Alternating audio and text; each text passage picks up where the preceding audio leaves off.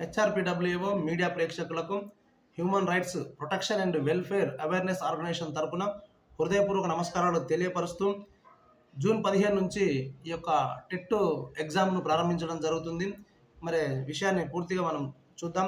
ఉపాధ్యాయ అర్హత పరీక్ష TET 2025 notification విడుదలైంది.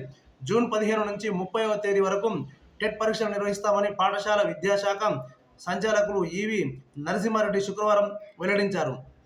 డిఈడి, బిఈడి, భాషా పండిత్ తత్సమాన అర్హతలు కలిగిన వారు టెట్కు అర్హులు. ఈ నెల 15 నుంచి 30 తేదీ వరకు అభ్యర్థులు ఆన్లైన్లో దరఖాస్తు చేసుకోవాలని సూచించారు. రుసుమును ఒక్కో పేపర్కు 750 రూపాయలు, 2 పేపర్లు కలిసి అయితే 1000 రూపాయలుగా నిర్ణయించారు.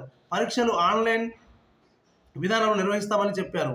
పూర్తి వివరాలకు పాఠశాల విద్యాశాఖ అధికారిక వెబ్సైట్ను సందర్శించాలని సూచించారు.